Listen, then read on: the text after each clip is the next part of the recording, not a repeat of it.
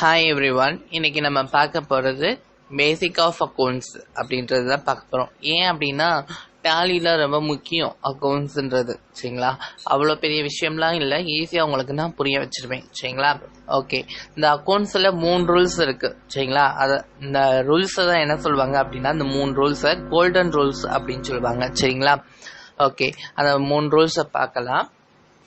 Golden ரூல்ஸில் 3 rules இருக்குன்னு சொன்னேன்னா அது என்னென்ன அப்படின்னா, இங்கே பாருங்க, personal account, real account, nominal account, இந்த 3 அக்கௌண்ட் இருக்கு. சரிங்களா? இந்த பர்சனல் அக்கௌண்ட்னா என்ன அப்படின்னா தமிழில் ஆள்சார் கணக்கு அப்படின்னு சொல்லுவாங்க. அதாவது நம்ம அக்கௌண்ட்ஸில் ப்ளஸ் என்ன அப்படின்னு தெரியுமா? கொஸ்டின்லேயே ஆன்சர் இருக்கும். ஸோ அதே மாதிரிக்கே தான் இதுலேயும் ஆன்சர் இருக்கு. ஒரு ஆள் சம்மந்தப்பட்ட விஷயம் ஃபுல்லாக எதுக்குள்ளே போடுவோம்? இந்த பர்சனல் அக்கௌண்ட்குள்ளே போடுவோம். அடுத்தது ரியல் அக்கௌண்ட். ரியல் அக்கௌண்ட்னா என்ன? தமிழில் சொத்து கணக்கு. அப்போ எல்லா சொத்தும், அதாவது ஃபார் எக்ஸாம்பிள் நம்ம மிஷினரி, கேஷு, இதெல்லாம் என்ன செய்வோம்? இந்த ரியல் அக்கௌண்ட்குள்ளே போடுவோம். சரிங்களா?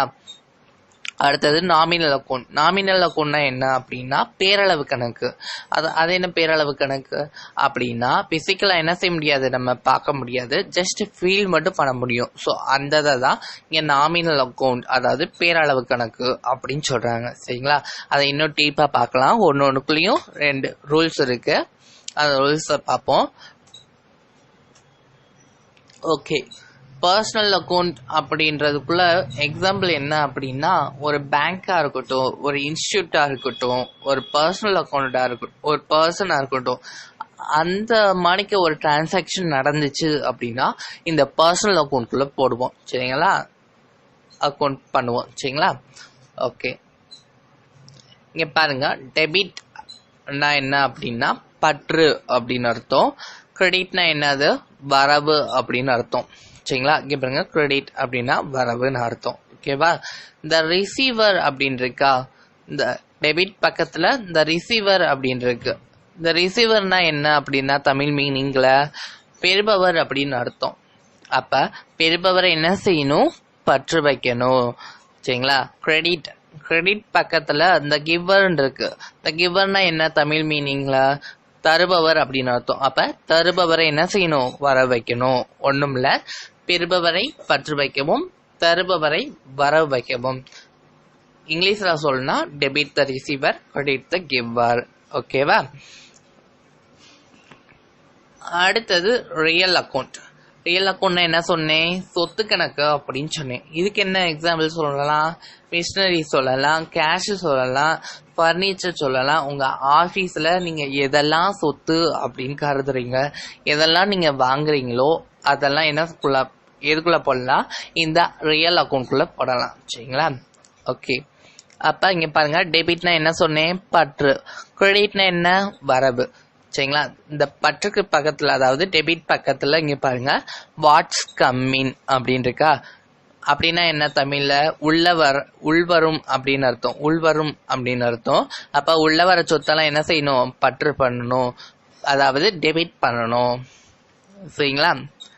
அடுத்தது கிரெடிட். இங்க பாருங்க, கிரெடிட் இருக்கா. கிரெடிட் பக்கத்துல வாட்ஸ் கோ அவுட். அப்பனா தமிழ் மீனிங்ல என்ன? வெளியே செல்ற அப்படின்னு அர்த்தம். அப்ப வெளியே போற சொத்தெல்லாம் என்ன செய்யணும்? வரவு வைக்கணும். ஸோ அதாவது என்ன சொல்லணும்? உள்வரும் சொத்துக்களை பற்று வைக்கணும், வெளியே செல்லும் சொத்துக்களை வர வைக்கணும் அப்படின்னு சொல்றதா இந்த ரியல் அக்கௌண்ட். ஓகேவா? இங்கிலீஷ்ல சொல்லணும் எப்படி? Debit what's come in, credit what's go out அப்படின்னு சொல்லணும். சரிங்களா? Okay, nominal account. நாமினல் அக்கௌண்ட்னா என்ன சொன்னேன்? பிசிக்கலா என்ன செய்ய முடியாது? பார்க்க முடியாது, ஜஸ்ட் ஃபீல் மட்டும் பண்ண முடியும். அதுதான் என்ன சொல்லுவாங்க? நாமினல் அக்கௌண்ட், அதாவது தமிழ்ல பேரளவு கணக்கு அப்படின்னு சொல்லுவாங்க. சரிங்களா? இங்கேயும் பாருங்க, டெபிட் அப்படின்னு இருக்கு, இங்கேயும் கிரெடிட் இருக்கு. டெபிட்னா என்ன? பற்று, கிரெடிட்னா வரவு. ஓகே, இங்க பாருங்க, ஆல் எக்ஸ்பென்சஸ் அண்ட் லாசஸ். ஆல்னா என்ன? அனைத்தும். எக்ஸ்பென்சஸ் என்ன? செலவுகள். செலவுகள்.